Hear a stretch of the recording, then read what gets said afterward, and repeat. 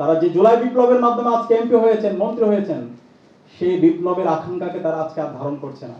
আমরা দেখতে পাচ্ছি যে জুলাই সনদ এবং গণভোটে হায়ের পক্ষে ক্যাম্পেইন করেছেন আজকের যিনি প্রধানমন্ত্রী, তিনিও আজকে গণভোটে জনরায়কে উপেক্ষা করছে। হাসিনার যে রায় এসেছে তাকে ভারত থেকে দেশে নিয়ে এসে সেই রায় কার্যকর করতে হবে।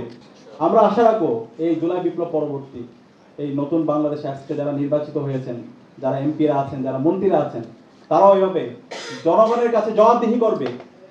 জনগণের কাছে তারা যে কমিটমেন্ট করে দিয়েছে, মানুষের যে প্রত্যাশা, শহীদদের যে আকাঙ্ক্ষা, তার কতটুকু তারা বাস্তবায়ন করেছেন, এবং যদি বাস্তবায়ন করতে না পারেন সেটার জন্য জাতির কাছে তারা তাদের অবস্থান পরিষ্কার করবে।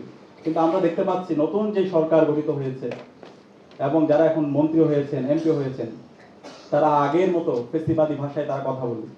তারা যে জুলাই বিপ্লবের মাধ্যমে আজকে এমপি হয়েছেন, মন্ত্রী হয়েছেন, সেই বিপ্লবের আকাঙ্ক্ষাকে তারা আজকে আর ধারণ করছে না।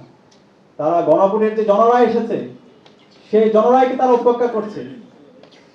আমরা দেখতে পাচ্ছি যে জুলাই সনদ এবং গণভোটে হায়ের পক্ষে ক্যাম্পেইন করেছেন আজকের যিনি প্রধানমন্ত্রী, তিনিও আজকে গণভোটে জনরায়কে উপেক্ষা করছে। আমরা একই সাথে দেখতে পাচ্ছি তারা এই ফেসিবাদের প্রতি তাদের বিভিন্নভাবে দরদ, বিভিন্ন জায়গায় আওয়ামী লীগকে তারা পুনর্বাসন করছে। যে হাসিনা এবং আওয়ামী লীগ গত 16 বছরে বাংলাদেশে গণহত্যা এবং শিশু হত্যা করেছে, গুম খুন আইনাগর প্রকল্প তৈরি করার মাধ্যমে বাংলাদেশকে একটা অকার্যকর রাষ্ট্রে পরিণত করেছে, এবং সর্বশেষ জুলাই বিপ্লবে আমাদের 2000 ভাই বোনকে শহীদ করেছে, আমাদের 133 জন শিশুকে তারা হত্যা করেছে। সেই হাসিনার প্রতি তারা আজকে দরদ দেখাচ্ছে, এবং হাসিনা যারা সাঙ্গপাঙ্গ আছে তাদেরকে বিভিন্নভাবে দায় মুক্তি দিচ্ছে। আমরা হুঁশিয়ার করছি, আমরা আমাদের বর্তমান সরকারকে আমরা অনুরোধ করছি, এই হাসিনা এবং তার সকল দূষরদেরকে এই বাংলার মাটিতে তাদেরকে বিচার আওতায় নিয়ে আসতে হবে। হাসিনার যে রায় এসেছে তাকে ভারত থেকে দেশে নিয়ে এসে সেই রায় কার্যকর করতে হবে। একই সাথে দ্রুত সময়ের মধ্যে যে জুলাই স্মৃতি জাদুঘর আছে সেটা খুলে দিতে হবে, এবং গণভোটের যে জনরায় এসেছে সে রায়কে বাস্তবায়ন করতে হবে, জুলাই সনদের আইনি ভিত্তি দিতে হবে।